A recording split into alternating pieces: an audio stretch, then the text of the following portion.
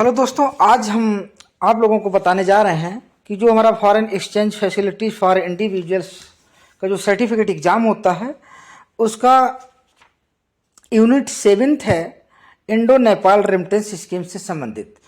तो आइए हम डायरेक्ट आरबीआई की साइट पर जाकर के जो अपडेटेड सर्कुलर 27 सितंबर 2023 का है उस सर्कुलर के बारे में हम डिटेल में यहाँ पे जानकारी लेते हैं कि इंडो नेपाल स्कीम जो है रेमिटेंस की वो क्या है और उसकी क्या क्राइटेरिया है, इसको कौन अवेल कर सकता है। ये सारी चीज़ें हम इस वीडियो में वन बाय वन करके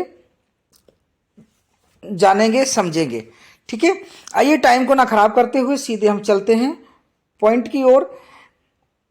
इस स्कीम का नाम है Indo Nepal remittance facility scheme, जो कि चैप्टर 7 है foreign exchange facilities for individuals में। ठीक है, एक सर्टिफिकेट एग्जाम होता है, इसका जो 7th यूनिट है उस चैप्टर का नाम है Indo Nepal remittance facility scheme.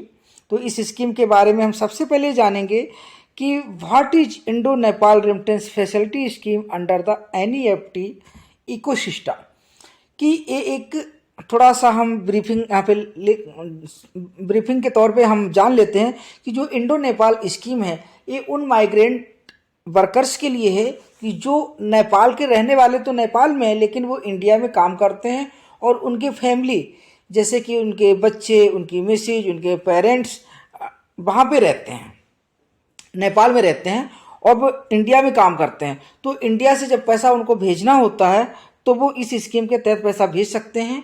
और एनईएफटी इकोसिस्टम का मतलब होता है कि जैसे हम इंडिया के अंदर एनईएफटी यूज करते हैं उसी तरह हम नेपाल के लिए एनईएफटी यूज करते हैं, जिसमें एसबीआई का ज़्यादा रूल रहता है तो हम वहाँ पर एनईएफटी करते हैं।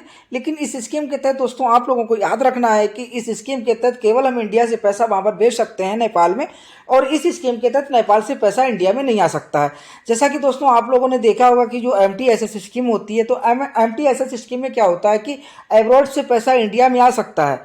एमटीएसएस स्कीम में क्या है कि एब्रॉड से इंडिया में पैसा आ सकता है, अब्रॉड से इंडिया में पैसा आ सकता है लेकिन इंडिया से पैसा अब्रॉड में नहीं जा सकता। यहाँ पर जस्ट अपोजिट है इंडो नेपाल रेमिटेंस स्कीम है, इसमें इसका अपोजिट है कि इंडिया से तो पैसा जा सकता है लेकिन इंडिया में पैसा आ नहीं सकता है। यानी इंडिया इससे पैसे को रिमिट कर सकती है और नेपाल से पैसा नहीं आ सकता है। माइग्रेंट पीपल्स के लिए है, जो माइग्रेंट लेबर यहाँ पर कार्य करते हैं तो उनके लिए है।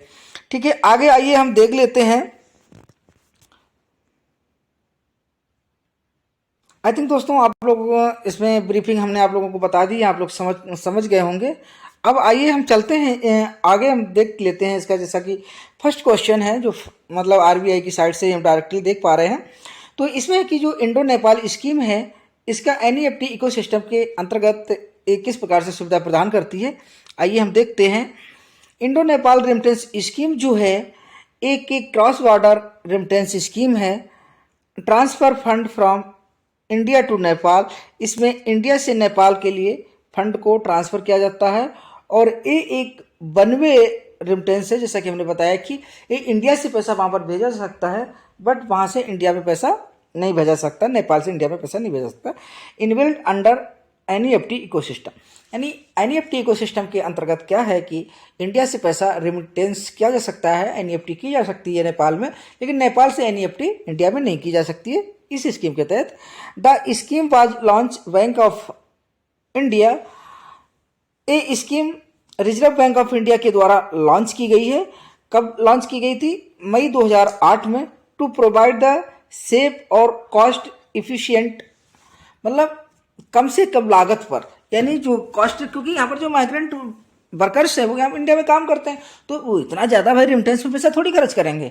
तो उसमें क्या है कि गवर्नमेंट ने उनकी ज़रूरतों को देखते हुए, उनकी ज़रूरतों को मद्देनज़र क्या किया, इस स्कीम को लाए और इसमें कम से कम पैसे में वो वहाँ पर फंड को ट्रांसफ़र कर सकते हैं।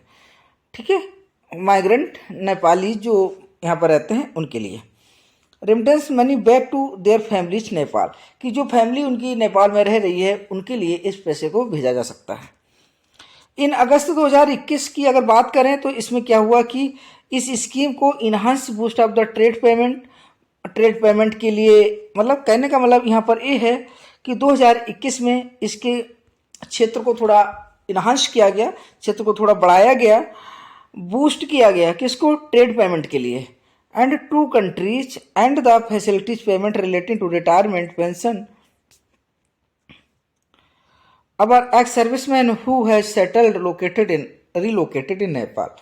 जो भी व्यक्ति यहाँ पर काम कर रहा है, चाहे वो माइग्रेंट वर्कर है या यहाँ पर जॉब कर रहा है और उसको इंडिया से बाहर यानी नेपाल में पैसा भेजना है, तो एक तो कंडीशन है कि एनईएफटी के माध्यम से भेज सकता है। दूसरा ये कि जब वो रिटायरमेंट होता है तो उसका जो पेंशन है या जो ग्रेच्युटी वगैरह का जो फंड है, तो उस फंड को वो वहाँ पर फिर से रिलोकेट अगर होना चाहता है, कि अगर इंडिया में रहना चाहता है तो इंडिया में रह सकता है, अदरवाइज वो वहाँ अगर जाना चाहता है नेपाल में, तो नेपाल में जाकर के क्या कर सकता है, अपना इस पैसे को ट्रांसफ़र कर सकता है, करवा सकता है। आइए हम आगे चलते हैं। What are the silent features of INRF scheme, how much money can I remit under an INRF scheme, यानी Indo Nepal remittance fund scheme जो है, इसके तहत क्या है कि इसमें कहा गया है कि इस स्कीम के साइलेंट फीचर क्या हैं और क्या सुविधा हम प्रदान कर सकते हैं। तो इस स्कीम के तहत आप 2 लाख रुपए तक पर ट्रांजैक्शन बेनिफिशरी जो रिसाइड कर रहा है इंडिया से बाहर यानी कि नेपाल में, कि जो नेपाल में रिसाइड कर रहा है उसके लिए 2 लाख रुपए तक आप एनईएफटी के माध्यम से नेपाल में भेज सकते हैं। लेकिन 2 लाख रुपए तो भेज सकते हैं, लेकिन उसके लिए भी एक कंडीशन है, शर्त है। वो शर्त क्या है, provide the sender maintains account with any NEFT enabled bank branch in India. कहने का मतलब है उसको क्या होगा, उसके लिए जो सेंडर है maintenance account with any NEFT enabled, इसमें वो 2 लाख रुपए तक नेपाल में भेज सकता है, बशर्ते कि उसका इंडिया की किसी भी बैंक में जहां पर एनईएफटी हो रही हो, एनईएफटी इनवेल्ड किसी भी बैंक में अगर उसका अकाउंट है तो वो 2 लाख रुपए तक भेज सकता है।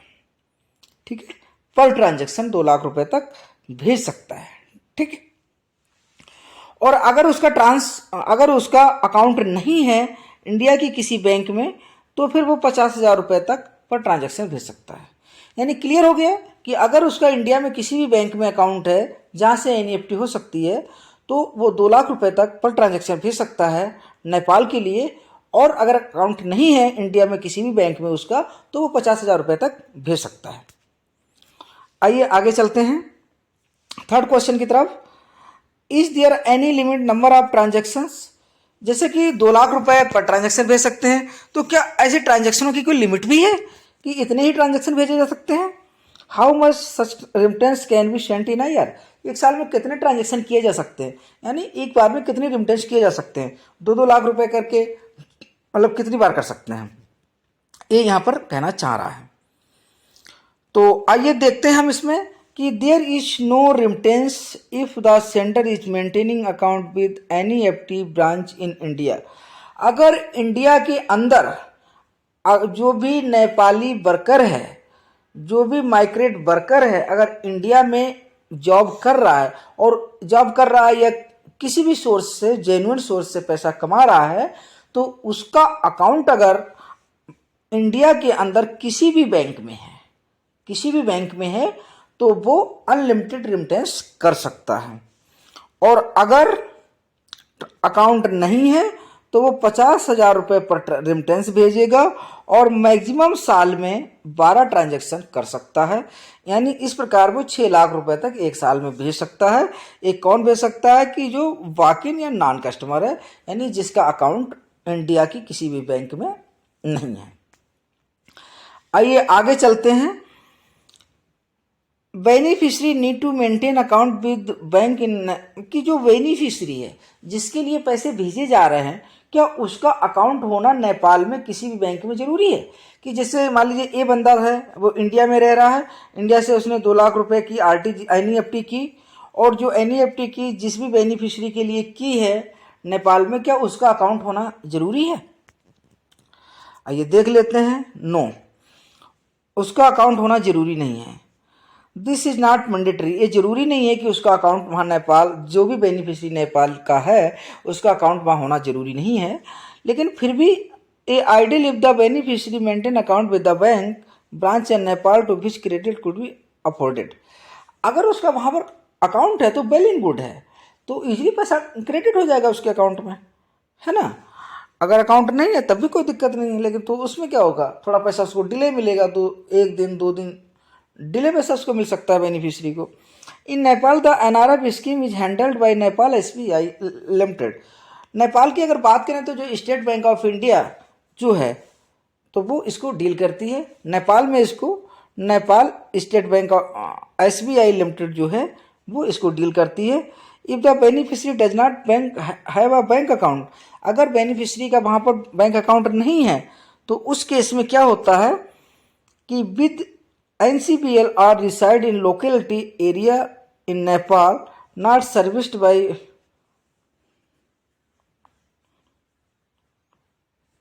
तो उस केस में क्या होता है, आइए हम उस केस में जान लेते हैं कि उस केस में क्या है कि जब अकाउंट नहीं है बेनिफिशियरी का नेपाल में किसी बैंक पे, यहाँ से बंदे ने 2 लाख रुपए की NEFT की, 2 लाख रुपए की NEFT की NEFT की 2 लाख रुपए की, और वहाँ पर उसका अकाउंट नहीं है, तो उस केस में क्या होगा कि वहाँ पर जो स्टेट बैंक ऑफ इंडिया है तो वो जो वहाँ की फंड ट्रांसफ़र की जो कंपनी है, मनी जो ट्रांसफ़र की जो कंपनीज है, तो उनसे वो बैंक टाई अप करेगी। उनका टाई अप पहले से ही होता है, वो टाई अप करेगी, जिसको क्या कहते हैं, प्रभु मनी ट्रांसफ़र।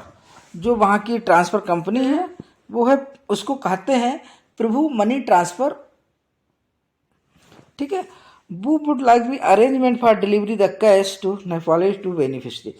तो उस केस में क्या होगा कि वो प्रभु मनी ट्रांसफ़र नाम की जो कंपनी है वो वहाँ बेनिफिशियरी के घर तक पैसे को डिलीवर करेगी, ठीक है। सिंपल सा कहने का मतलब हो गया कि भाई 2 लाख अगर उसका खाता है तो वेल इन गुड है, इमीडिएट उसके खाते में क्रेडिट हो जाएगा। अदरवाइज क्या होगा कि जो स्टेट बैंक का जो एसबीआई है, नेपाल की जो एसबीआई है, तो वो क्या करेगी कि जो मनी ट्रांसफ़र की जो कंपनी है जिसको प्रभु ट्रांसफ़र कंपनी कहते हैं, प्रभु मनी ट्रांसफ़र कंपनी कहते हैं, तो वो कंपनी क्या करेगी, उस पैसे को एसबीआई ब्रांच से उठाएगी और जो भी बेनिफिशियरी होगा जिसका आपने एड्रेस वगैरह दिया होगा तो उसके घर पर जाकर के डिलीवर कर देगा। अब बात ये होती, अब आइए नेक्स्ट क्वेश्चन है कि what are the document required to presented by the remitter. Remitter के द्वारा कोई भी डॉक्यूमेंट चाहिए। अगर उसका अकाउंट है तो डॉक्यूमेंट की क्या ज़रूरत है। अगर अकाउंट, जैसे मान लीजिए ये बंदा है जो नेपाल का है लेकिन वो वर्कर इंडिया में है और इंडिया में उसका अकाउंट है किसी बैंक में, तो प्रूफ देने की ज़रूरत नहीं है। अगर ये बाकी मतलब वो है, अगर उसका अकाउंट इंडिया में नहीं है तो फिर उसको डॉक्यूमेंट देना पड़ेगा।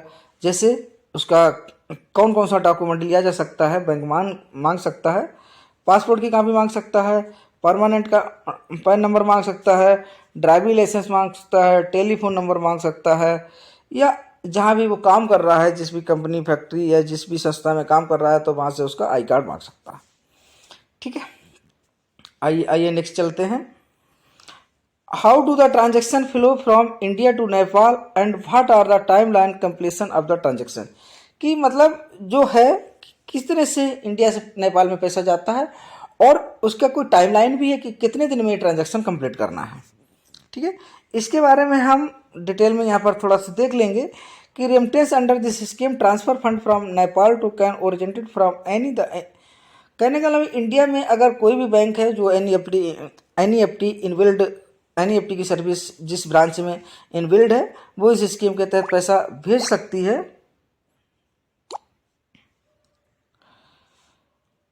List of bank wise participating in NEFT is available website. यहाँ पर जब हम क्लिक करेंगे तो आपको मिल जाएगी कि वो लिस्ट कौन कौन सी बैंक इस पर कर सकती है। The bank branches originate the Indo Nepal remittance transaction under the NEFT bill process it like any other NEFT transaction. The only difference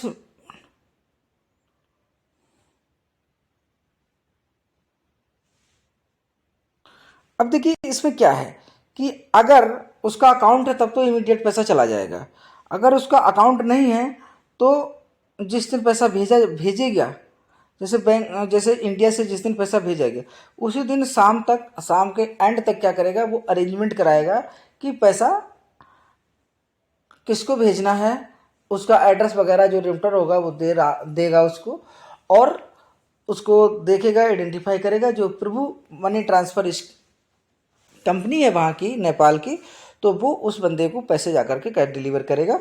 लेकिन इसकी कंडीशन है कि मैक्सिमम 7 डेज का इसमें टाइम है। कितने दिन का टाइम है? मैक्सिमम 7 डेज का टाइम है। 7 डेज में पैसा डिलीवर करेगी। अगर बाय द वे अगर 7 डेज में पैसा डिलीवर नहीं कर पाती है तो उस पैसे को, जहाँ से पैसा इंडिया से गया था, तो इंडिया को फिर से वो वापस कर देगी। बस इसमें थ्योरी में ये जो आपकी इतनी थ्योरी है इसमें बस यही कहा गया। आगे चलते हैं। How does the remitting customer in India know about the branches? How does the remitting customer, कि जो इंडिया में रिमिटर कस्टमर है उसको कैसे पता चलता है कि branches of and outlet of Prabhu transfer scheme? कहने का मतलब है कि जो इंडिया में जो रिमिटर कस्टमर है उसको वहाँ की जो नेपाल की स्टेट बैंक ऑफ लिमिटेड जो है, या जो प्रभु मनी के जो प्रभु मनी ट्रांसफ़र के जो आउटले हैं वो कैसे पता चलते हैं? तो इसके लिए क्या है कि इसके लिए एक URL दिया गया है, यहाँ से भी उस पैसे का पता चल सकता है, उस लिस्ट का पता चल सकता है। The location and address of NSBL and Prabhu money transfer R available in the procedural guideline for Indo Nepal remittance scheme is also with the NEFT inbuilt branch.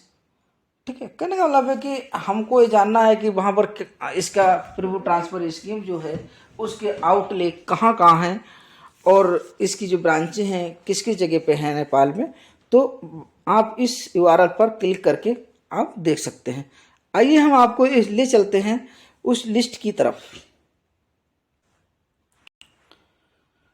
Next question है, मतलब नेक्स्ट जो हमारा fact है वो ये है कि how does the remitter get back money if it is not delivered to the beneficiary? अगर बेनिफिशियरी को डिलीवर्ड नहीं होता है तो किस तरह से उस पैसा वापस मिलेगा? तो उसका क्या है आइए वो भी जान लेते हैं पैसे। लेकिन हम आप लोगों को बता देते हैं कि अगर पैसा वहाँ पर अगर अकाउंट से अगर ट्रांसफ़र हुआ है तो जिस अकाउंट से पैसा जाएगा उस अकाउंट में वापस हो जाएगा।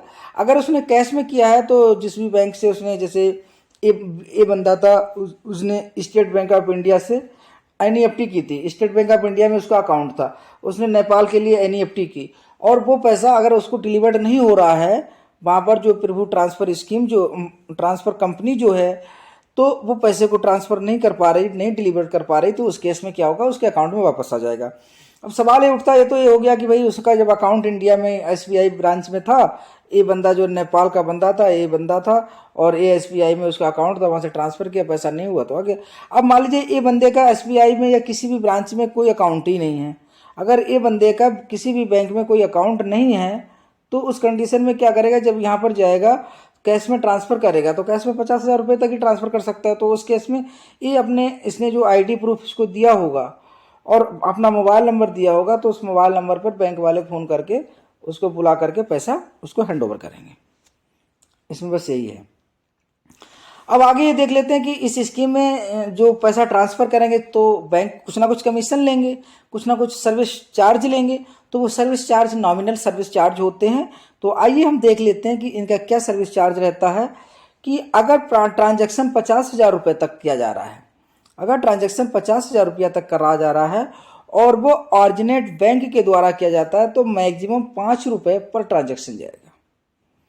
यानी जैसे कि ये बंदा था, नेपाली था और उसका SBI में अकाउंट है, वहाँ से अगर वो ट्रांसफ़र करेगा तो 50,000 रुपये तक उसे 5 रुपये ही पे करने पड़ेंगे। आगे स्टेट बैंक ऑफ इंडिया 20 रुपये पर transaction, SBI would share the 20% bill. अब देखिए इसमें क्या है, तो ऑर्जिनेटिव बैंक अगर भेज रही है तो 5 रुपये पर ट्रांजैक्शन होगा और स्टेट बैंक अगर भेज रही है तो 20 रुपये पर ट्रांजैक्शन होगा। जिसमें 10 रुपये SBI अपने पास में रखेगी और 10 रुपये जो नेपाल की जो स्टेट बैंक है 10 रुपये वो लेगी। ठीक है, आगे हम बात करते हैं। ये तो ये हो गया। अब ये है कि अगर जो बेनिफिशरी है, बेनिफिशरी का वहाँ पर अकाउंट ही नहीं है, in case the beneficiary does not maintain in account with Nepal State Bank Limited, then the additional amount would be the charge 50 रुपये पर रेमिटेंस, 5,000 रुपये तक। 5,000 रुपये तक 50 रुपया एक्स्ट्रा देना पड़ेगा, और अगर 5,000 से ज़्यादा होगा तो 75 रुपये पर ट्रांजैक्शन पर रेमिटेंस देना पड़ेगा एक्स्ट्रा। ठीक है, एक्स्ट्रा किस चीज़ का है? एक्स्ट्रा ये कि भाई जो भी कंपनी उसको, जो प्रभु ट्रांसफ़र मनी कंपनी है, वो उसके घर जाएगी तो उसका पेट्रोल खर्च होगा, टाइम खर्च होगा, अपने एम्प्लॉय को भेजेगी तो उसका चार्ज, यानी 5,000 रुपये तक 50 रुपया और 5,000 से ऊपर 75 रुपया पर ट्रांजैक्शन देना पड़ेगा। और SBI जो अपनी इंडिया में SBI है, स्टेट बैंक ऑफ इंडिया, वो जो भी उसके चार्ज हैं वो आप यहाँ पर URL पर क्लिक करके आप इसको देख सकते हैं। अगला है who can contacted for redressal of grievance under this scheme. अगर इस स्कीम के तहत अगर कोई प्रॉब्लम आ जाती है तो उस केस में क्या होता है कि कंप्लेंट जो होती है नॉन क्रेडिट या डिले क्रेडिट, नॉन क्रेडिट या डिले क्रेडिट से संबंधित अगर कोई प्रॉब्लम है बेनिफिशरी को, तो वो कंप्लेंट कर सकता है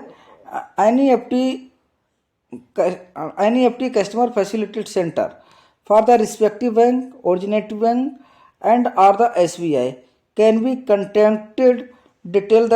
देखिए, अब इसमें सिंपल सा ये कहा गया है कि जो ऑरिजिनेटिव बैंक है तो उसका जो CFC सेंटर है वहाँ पर कंप्लेंट कर सकता है डिले के लिए, या फिर जिस बैंक से, स्टेट बैंक से उसने पैसा भेजा है वहाँ पर अपनी कंप्लेंट कर सकता है।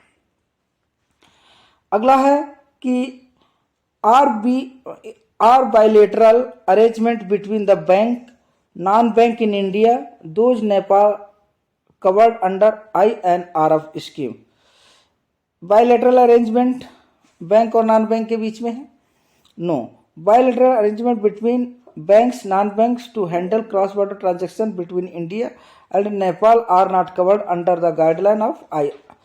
देखिए, अगर बायलेटरल अगर कोई अरेंजमेंट है बैंक और नॉन बैंक के बीच में तो वो इस स्कीम के तहत लागू नहीं होगा। थैंक यू दोस्तों, अगर वीडियो अच्छा लगा प्लीज लाइक कमेंट शेयर अवश्य करें।